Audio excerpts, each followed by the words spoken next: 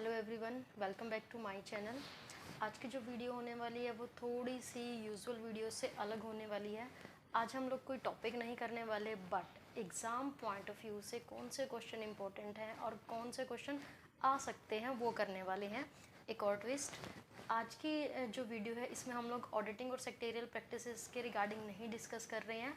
आज की video BCom LLB fourth semester जो है, और फोर्थ सेमेस्टर में हमारा एक सब्जेक्ट है एंटरप्रेन्योरल डेवलपमेंट एंड स्मॉल्स जो बिजनेसेस, जो सब्जेक्ट है हमारा ईडीपी, उसके रिगार्डिंग हम जो पूरे के पूरे क्वेश्चंस हैं या उसके रिगार्डिंग जो हमारे इंपॉर्टेंट क्वेश्चन है थ्रू आउट द सिलेबस के कौन से क्वेश्चन बनते हैं, कैसे बनते हैं, हम वो सब डिस्कस करने वाले हैं।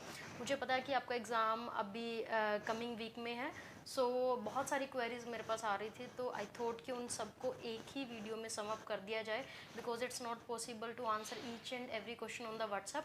सो जितना भी आपका सिलेबस के अकॉर्डिंग इंपॉर्टेंट क्वेश्चन रहने वाले हैं, या कौन से क्वेश्चन 4 मार्क्स के लिए आप अटैम्प्ट करेंगे, या कौन से क्वेश्चन 4 मार्क्स में आ सकते हैं, कौन से क्वेश्चन है जो 15 मार्क्स के लिए आप करेंगे, यूनिट वाइज में आज आपको बताने वाली हूँ। सो डू वन थिंग, अपने पास सिलेबस की कॉपी रख लीजिए और एक नोटबुक और एक पेन रख लीजिए, सो दैट आपको क्वेश्चन साथ के साथ पता चलते रहे and you can mark it on. So let's get started. So हमारे पास जो फर्स्ट यूनिट है आपका, फर्स्ट यूनिट का जो सिलेबस है वो हम उसमें हमारे पास आता है entrepreneurship concept, nature, characteristic, theories of entrepreneurship, entrepreneurial development, socio economic environment, entrepreneurship development in India. ये जो एक फर्स्ट वाला जो हमारे पास पैराग्राफ गिवन है, देखिए कोई भी सब्जेक्ट है या किसी भी टॉपिक का हमारे पास जो इंट्रोडक्टरी क्वेश्चन है वो कभी भी एग्जाम पॉइंट ऑफ व्यू से आप स्किप मत कीजिएगा। यानी कि एंटरप्रेन्योरशिप से रिलेटेड इसकी जो बेसिक जो हमने सभी की सारी चीज़ें पढ़ी हैं कि एंटरप्रेन्योरशिप होती क्या है, इसके करैक्टरिस्टिक क्या है, इसके बेनिफिट्स क्या हैं, बैरियर्स कौन कौन से आते हैं, जो कंसेप्चुलाइजेशन से रिलेटेड है, ये क्वेश्चन आप कभी भी मत स्किप कीजिएगा, because this is one of the important question. और 90% चांसेस होते हैं कि इंट्रोडक्टरी क्वेश्चन आता ही आता है। सो फर्स्ट यूनिट की अगर मैं बात करूँ तो देखिए इसमें से जो एक क्वेश्चन है वो किस हिसाब से बनते हैं, या तो फुल फ्लेज क्वेश्चन बन सकता है कि एंटरप्रेन्योरशिप है क्या, इसके बैरियर्स, एडवांटेजेस। सेम इसी से लिंक होता हुआ क्वेश्चन है एंटरप्रेन्योर कौन है, एंटरप्रेन्योर कौन कौन से फंक्शन परफॉर्म करता है, या फिर एंटरप्रेन्योर की करैक्टरिस्टिक क्या है, सक्सेसफुल एंटरप्रेन्योर की करैक्टरिस्टिक क्या है। ये सारा का सारा एक ही कंसेप्ट से रिलेटेड क्वेश्चंस हैं। तो आप जब इसको रेडी कर रहे हो तो इस चीज़ का ध्यान रखें कि अगर आप रेडी कर रहे हो एंटरप्रेन्योरशिप तो उसके रिगार्डिंग आप पढ़ोगे एंटरप्रेन्योरशिप की करैक्टरिस्टिक, उसके एडवांटेजेस, उसमें बैरियर कौन कौन से हैं, ये सारी चीज़ें। प्लस यहाँ से अगर आप कर लेते हो एंटरप्रेन्योर, अगर आप एंटरप्रेन्योर का क्वेश्चन कर लेते हो कि एंटरप्रेन्योर होता क्या है, उसकी करैक्टरिस्टिक क्या है, टाइप्स ऑफ एंटरप्रेन्योर्स क्या है, अगर आप ये क्वेश्चन कर लेते हो तो आपका इसी टॉपिक, ये जो यूनिट है इसी यूनिट का एक और क्वेश्चन रेडी हो जाता है जो कि हमारे पास है वीमेन एंटरप्रेन्योर से रिलेटेड। देखिए वीमेन एंटरप्रेन्योर को भी सारे के सारे फंक्शन वही करने हैं, उसके अंदर भी करैक्टरिस्टिक सारी की सारी वही होंगी, उसको भी वही बैरियर फेस करने पड़ेंगे और वही उसकी इंपॉर्टेंस भी होने वाली है, राइट। तो अगर आप एंटरप्रेन्योरशिप का या एंटरप्रेन्योर्स का इंट्रोडक्टरी पोर्शन कर लेते हो तो यहाँ से आप एक क्वेश्चन के साथ या फिर एक टॉपिक के साथ यहाँ पे अल्टीमेटली आप 2 टॉपिक कवर कर लोगे। सो माय सजेशन इज कि ये जो बेसिक क्वेश्चन है, इंट्रोडक्टरी क्वेश्चन है, इसको स्किप मत कीजिएगा। अब बात आती है इसके साथ जो हमारे पास है थ्योरीज के से रिगार्डिंग और सोशो इकोनॉमिक एनवायरनमेंट से रिगार्डिंग। देखिए थ्योरीज के रिगार्डिंग जो क्वेश्चन है वो आपके पास सेपरेटली भी आ सकता है कि define entrepreneurship and describe different theories given by different authors और द डिफरेंट सोशल साइंटिस्ट। या फिर ये जो थ्योरीज हैं ये क्या हो सकती है, आपके पास शॉर्ट नोट्स में आ सकती हैं, पर्टिकुलर थ्योरी किस पर्सन ने दी थी, क्या उसमें क्या व्यू पॉइंट रखे गए थे, इस तरह से। अब फिर हम बात करते हैं इसमें सोशो इकोनॉमिक एनवायरनमेंट की। एनवायरनमेंट का क्वेश्चन बहुत इजी होता है, स्ट्रेट वे क्वेश्चन आता है कि इम्पैक्ट बताइए, फैक्टर बताइए, जो इकोनॉमिक सोशो इकोनॉमिक एनवायरनमेंट है उनके कौन कौन से फैक्टर्स हैं जो अफेक्ट करेंगे एंटरप्रेन्योरशिप को, क्या क्या आप उनमें फैक्टर्स को इंक्लूड करोगे, राइट। देखिए ये 2 कुछ चीज़ें बनती है, पहला the factor affecting the socio economic environment, right. Second, कौन से फैक्टर इन दोनों में इंक्लूड होंगे कि सोशल फैक्टर्स कौन से हैं, इकोनॉमिकल फैक्टर कौन से हैं? Environment is the you can say surroundings of a person और the surrounding of the entrepreneur. तो उससे रिलेटेड ये आप इस तरह से क्वेश्चन तैयार कर सकते हैं। अब एक जो मेरे पास डाउट आ रहा था स्टूडेंट्स का वो था कि एंटरप्रेन्योर जो आपके पास टॉपिक है last, entrepreneurship development in India. देखिए एंटरप्रेन्योरशिप डेवलपमेंट इन इंडिया में आपको क्या लिखना है अगर ये क्वेश्चन आ जाता है तो इस क्वेश्चन में आपको लिखना है सबसे पहले एंटरप्रेन्योरशिप का इंट्रोडक्शन, देन आप इसमें लिखोगे कि जो भी एंटरप्रेन्योरल एक्टिविटी इंडिया में हो रही है उनसे क्या क्या बेनिफिट हुए हैं, प्लस गवर्नमेंट ने जो हेल्प की है just to promote the entrepreneurship. Same यही टॉपिक आपका या इसका जो थोड़ा सा कंटेंट है वो हमारे पास जो नेक्स्ट यूनिट है जहाँ पे हमारे पास आता है role of government in promotion of entrepreneurship, तो वहाँ से भी आप इसका कंटेंट ले सकते हैं। राइट, आई होप आपको जो फर्स्ट यूनिट है वो क्लियर हो गया होगा कि मेजरली यहाँ से क्या क्या बनता है। कि फर्स्ट आपका एक कंसेप्चुलाइजेशन का क्वेश्चन बन रहा है, सेकंड जो आपके पास क्वेश्चन बनता है वो आइदर या तो एनवायरनमेंट का बन सकता है या फिर थ्योरीज का बन सकता है, फोर्थ जो क्वेश्चन बनने वाला है वो आपका वीमेन एंटरप्रेन्योर का बनने वाला है। बट यहाँ पे मेरा सजेशन आपको रहेगा just stick to the basic introductory portion कि जहाँ पे आप एंटरप्रेन्योर, एंटरप्रेन्योरशिप, उसके एडवांटेजेस, उसके टाइप, उसके फंक्शन, इन सबको आप कवर करके चलें। इससे बेनिफिट ये होगा कि अगर आपने एंटरप्रेन्योर के रिगार्डिंग आपने सारी डिटेल पढ़ ली है तो उससे बेनिफिट आपको ये मिलेगा कि जो इसी जो यूनिट का सेकंड पार्ट है that is the women entrepreneurship, वो क्वेश्चन आपका एज इट इज रेडी हो जाएगा। आई होप आपको फर्स्ट यूनिट जो है वो क्लियर हो गया होगा। Let's move on to second unit, that is आपके पास जो सेकेंड यूनिट है उसमें जो मेजर क्वेश्चन है that is entrepreneur leadership, risk taking, decision making, business planning, innovation, और ये सारे के सारे टॉपिक है। अब देखिए इनमें से एक स्ट्रेट वे क्वेश्चन तो बनता है ईडीपीज का। ईडीपीज यानी कि एंटरप्रेन्योरल डेवलपमेंट प्रोग्राम। अब गवर्नमेंट ने कौन कौन से प्रोग्राम इंट्रोड्यूस किए हैं, उनके क्या बेनिफिट हुए हैं, किस हद तक वो जो प्रोग्राम है वो सक्सेसफुल हुए हैं। तो एक क्वेश्चन तो स्ट्रेट वे ये बनता है यहाँ से, चाहे आप उसको critical examination point of view से ले लीजिए, role of government in conducting the EDPs इस पॉइंट ऑफ व्यू से ले लीजिए, या फिर स्ट्रेट वे कि गवर्नमेंट ने क्या कंट्रीब्यूशन किया है just to promote the entrepreneurial activity. तो यहाँ पे अब इस क्वेश्चन को अटेम्प्ट कैसे करना है ये इस चीज़ को आप ध्यान से समझिएगा।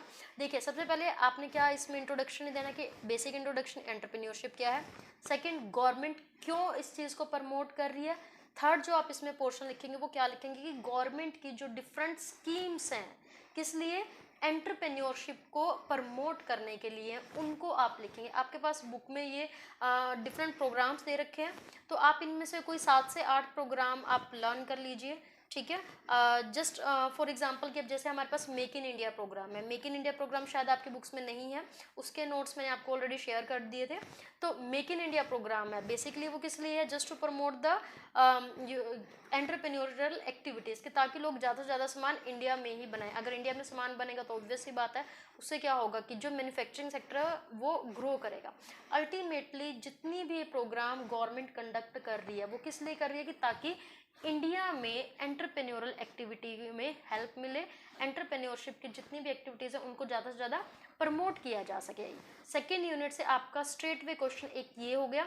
अब हम बात करते हैं रेस्ट ऑफ द जो इसमें है कि लीडरशिप हो गया, रिस्क टेकिंग हो गया, बिजनेस प्लानिंग, इनोवेशन, और ये सारी की सारी चीज़ें। देखिए इन सब के अलग अलग क्वेश्चन, एक एक क्वेश्चन फुल फ्लैश बनते हैं, बट अगर आप इनको 4 मार्क्स के पॉइंट ऑफ व्यू से भी लेते तो 4 मार्क्स में भी इनके क्वेश्चन बनते हैं। यानी कि सेकेंड यूनिट हमारा एक ऐसा यूनिट है जिसका हर टॉपिक 15 मार्क्स के लिए भी कवर हो रहा है और हर एक टॉपिक इसका 4 मार्क्स के लिए भी क्वालिफाई है। So now it's totally depends upon you, ये आपकी चॉइस है कि आप इनमें से कौन से टॉपिक्स को करके जाना चाहेंगे और कौन से को नहीं करके जाना चाहेंगे। बट माई एडवाइज इज कि जो ईडीपीज है उसको कर लीजिए। अपर पोर्शन में से जो आपको डिसीजन मेकिंग, इनोवेशन, ये बहुत इजी टॉपिक है, इनको कर लीजिए। अब इनमें से जो मेजरली आ सकता है लीडरशिप एंड द मोटिवेशन, ये दो ऐसे टॉपिक हैं कि जिनमें से मेजरली क्वेश्चन आ सकता है।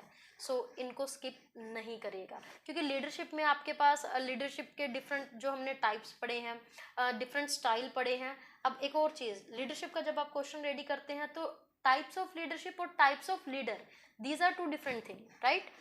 चाहे इनमें आप ऑटोक्रेटिक, डेमोक्रेटिक, एक्सप्लेन आपको यही सब करना है, but as per demand of the question. If the question is explain the types of leadership, तब आप उसमें स्टाइल्स जो हैं हमारे पास, लीडरशिप के मैं टाइप्स बोल रही हूँ, नॉट लीडर्स। तो यहाँ पे जो हमारे पास लीडरशिप स्टाइल्स हैं उनको एक्सप्लेन करोगे। जब टाइप ऑफ लीडर्स की बात आएगी तो आप उन सभी की सभी चीज़ों को एक्सप्लेन करोगे एक इंडिविजुअल पर्सपेक्टिव से। तो आई होप आपको ये दोनों का डिफरेंस क्लियर हो रहा होगा। जिस हिसाब से क्वेश्चन आपसे पुटअप होगा एग्जाम में, you have to answer accordingly, right. अब इसके बाद बात हम करते हैं, जो एक और डाउट था वो था मोटिवेशन और एंटरप्रेन्योरल बिहेवियर से रिलेटेड।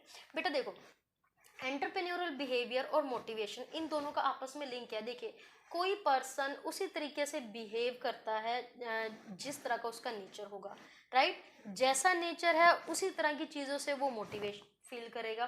तो अगर एक पर्सन जो आप बोल सकते हो मटीरियलिस्टिक चीज़ों को बहुत इंपॉर्टेंस देता है, अगर आप उसको मोटिवेट करने के लिए कुछ मटीरियलिस्टिक ऑफर करोगे तो ऑब्वियस सी बात है वो मोटिवेटेड फील करेगा, राइट। इसी तरह से एक जो एंटरप्रेन्योर है वो इंडिविजुअल लेवल पे किस तरह के नेचर वाला है। और अगर हम बात कर रहे हैं एंटरप्रेन्योरशिप, मोटिवेशन और बिहेवियर की, देखिए इन तीनों का डायरेक्ट लिंक एक दूसरे से है। क्यों? जब भी हम लोग एंटरप्रेन्योर की बात करें तो मतलब हम लोग किसी इंडिविजुअल की बात कर रहे हैं। हर इंडिविजुअल जो है वो अपने एक यूनिक नेचर रखता है। हर जो इंडिविजुअल है उसका एक अपना बिहेवियर पैटर्न होता है। Depending upon the individual behaviour pattern you can easily you can say guess whether this person will be a successful entrepreneur और नॉट। रीजन देखिए, अगर कोई पर्सन है जो बहुत जल्दी हार जाता है, जिसका एनालिटिकल माइंड नहीं है, जो आप बोल सकते हो अपॉर्चुनिटीज़ को गेन नहीं कर सकता, तो अगर किसी ऐसे पर्सन के बारे में हम बात कर रहे हैं और हम वो बोले कि वो एंटरप्रेन्योरल एक्टिविटीज़ कर जाएगा, तो आप आइडिया लगा सकते हैं कि थोड़ा डाइसी हो जाएगा। रीज़न बीइंग एन एंटरप्रेन्योर आपको an number of time try करनी पड़ती है कोई चीज़, और उसके बाद भी कोई गारंटी नहीं है कि आप उसमें सक्सेसफुल होंगे या फिर नहीं होंगे। सो जिस तरह का बिहेवियर पैटर्न रहने वाला है उसी तरह के फैक्टर मोटिवेट करेंगे आपको। वाइस वर्सा, जिस तरह का आपका पैटर्न होगा आप अकॉर्डिंगली अपने आसपास के जो भी लोग होंगे, जो आपकी टीम है, उसको मोटिवेट कर पाओगे। और जैसी आपकी टीम होगी वैसा ही आपका नेचर बनता जाएगा। So these are interlinked point, right. तो हमारे पास मोटिवेशन में भी डिफरेंट पर्सपेक्टिव हमने सारे के सारे पढ़े हुए हैं, उसमें भी हमने थ्योरीज पढ़ी हुई हैं। तो लीडरशिप में भी थ्योरीज हैं, मोटिवेशन में भी थ्योरीज हैं। तो question can be from the either of the topic, but it's totally depends upon you कि आपको ज़्यादा बेटर कौन सा आता है। अब इस सेकेंड यूनिट में जितने भी टॉपिक्स हैं, अगेन 4 मार्क्स के लिए भी क्वालिफाई होते हैं, 15 मार्क्स के लिए भी क्वालिफाई होते हैं। समटाइम 7.5 एंड 7.5 में 2 क्वेश्चन में पूछे जा सकते हैं। So totally depend upon you कि आप इनमें से क्या करना चाहोगे। बट माई एडवाइस इज, अगर आपने अभी तक एडीपीज को स्टार्ट नहीं किया है तो अभी आपके पास एक दिन बचा हुआ है, तो आप उनको रेडी कर सकते हो। बट अगर आपको लगता है कि ये क्वेश्चन आप नहीं अटेम्प्ट करना चाहते, तो जो इससे ऊपर वाला पोर्शन है, जितने भी हमारे पास 5-6 टॉपिक है, इनमें से कोई भी स्किप मत कीजिएगा, राइट। सो ये थी हमारे 2 यूनिट्स की बात। आई होप इन दोनों यूनिट्स के बारे में आपको सारा कुछ समझ आ गया होगा कि कैसे किस ढंग से पेपर अटेम्प्ट करना है। तो नेक्स्ट वीडियो में हम लोग जो रेस्ट ऑफ द 2 यूनिट्स हैं उनके बारे में बात करेंगे। स्टिल अगर आपको इन दोनों यूनिट में से अभी भी कोई डाउट है कि कौन सा क्वेश्चन किस ढंग से आएगा या किस ढंग से आप उसको अटेम्प्ट करना चाहोगे, क्या पैटर्न रहेगा, तो आप कमेंट सेक्शन में लिख सकते हैं या फिर पर्सनली आप मुझे व्हाट्सअप कर सकते हैं, या ग्रुप में अपने आप टेक्स्ट कर सकते हैं। I will answer there also. So I hope आपको ये क्लियर हो गया होगा। नेक्स्ट वीडियो में हम लोग बात करेंगे कि जो हमारे यूनिट 3 हैं और जो यूनिट 4 हैं उनके क्वेश्चन कैसे अटेम्प्ट करने हैं, कौन से टॉपिक हैं जो आपको प्रिपेयर करने ही करने हैं। Thank you.